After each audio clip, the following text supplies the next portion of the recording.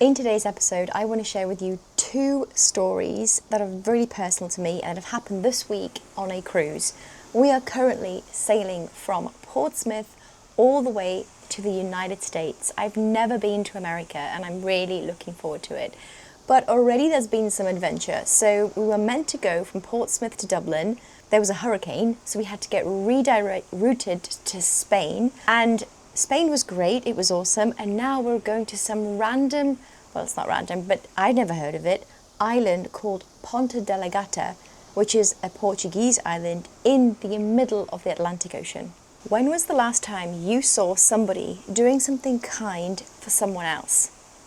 And do you believe in signs? The kind that remind you that you're not alone, even when you have those days and you just genuinely feel like you are. The first story I want to share with you is, ask yourself, when was the last time you saw someone doing something kind for someone else? No, seriously, press pause and have a think.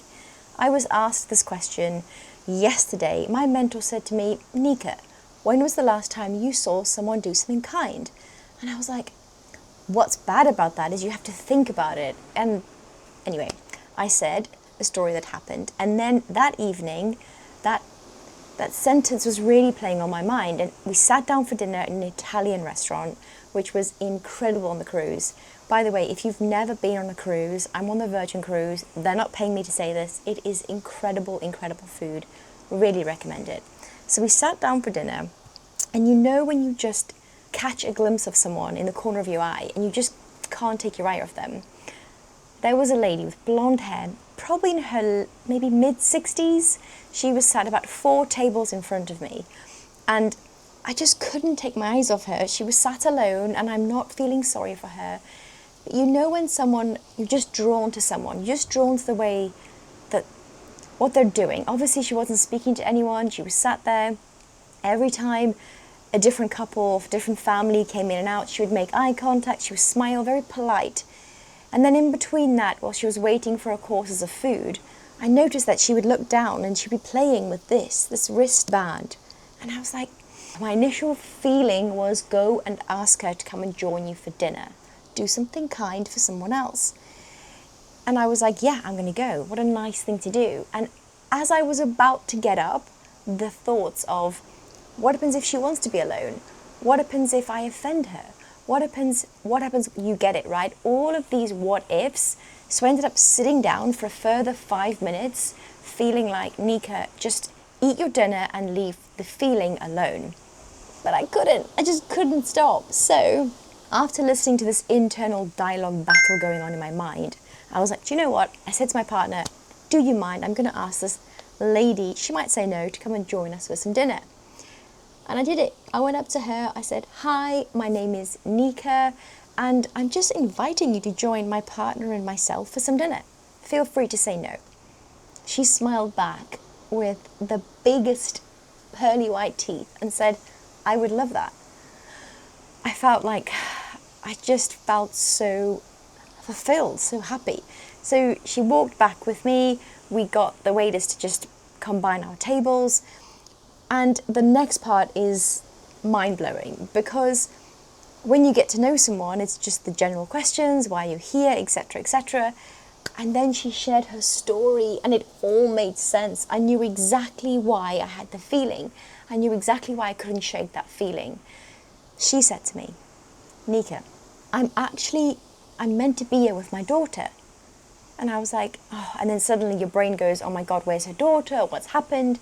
And she said, she's from South Africa, a fellow South African, maybe again why I had to go up to her. And she said, since January this year, it is now end of August, so for the past 8 months, her and her daughter have been planning to come on this cruise. Now, as a South African, with the passport restrictions, visa limitations, for her to come over was a really big effort. Not only from the expense side, she had to get 5 visas.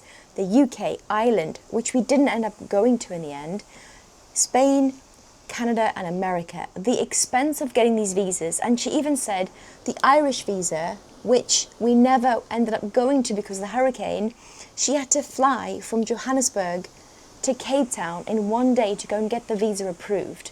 Her story was incredible. I listened and I said, oh my goodness, so what happened?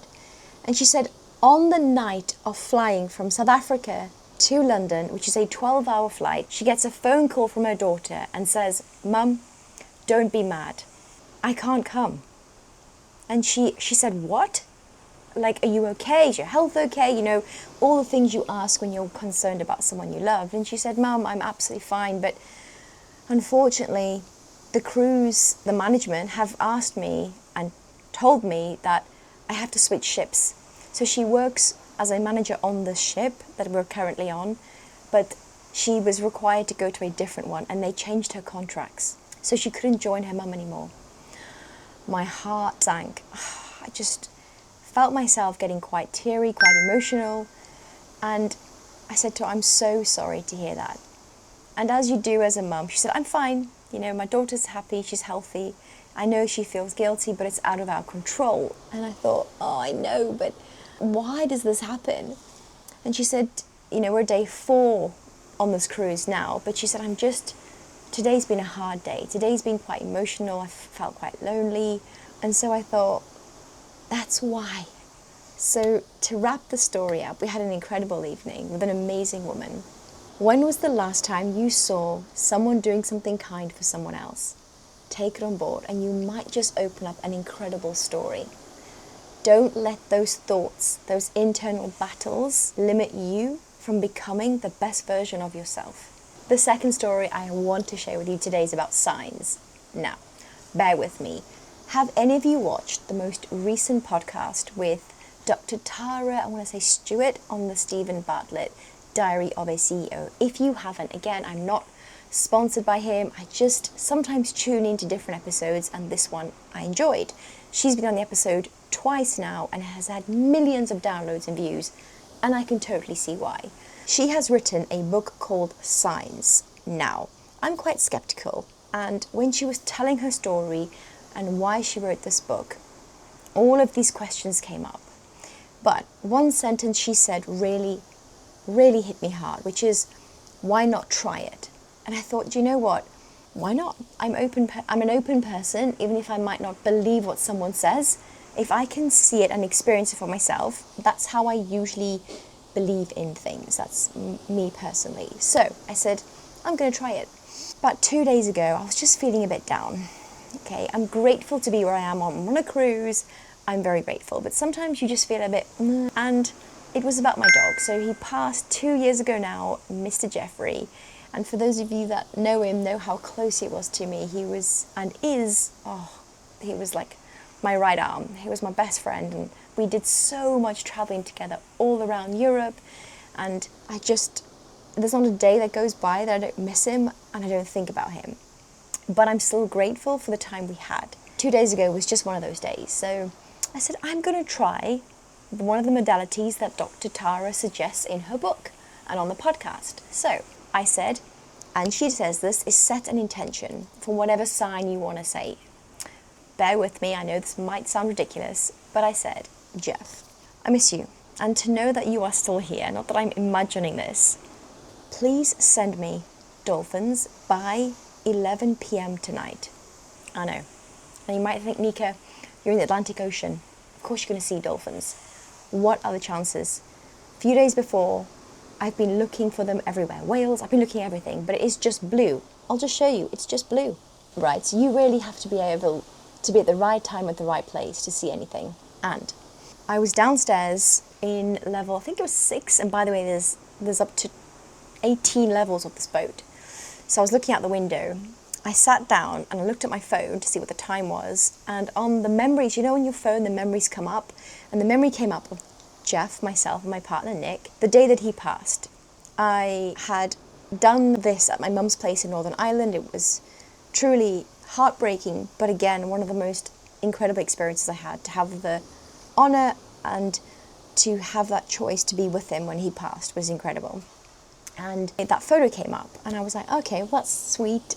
But again, I felt a bit sad. I was like, well, okay.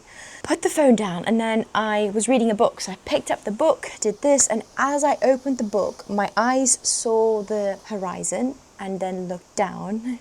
And as I looked down, there were 3 dolphins jumping the waves of the boat. So as the ship goes through, they obviously create some waves. They're not big, but the dolphins were jumping the waves. And I was just like, I actually just screamed. I was like, ah, there's dolphins.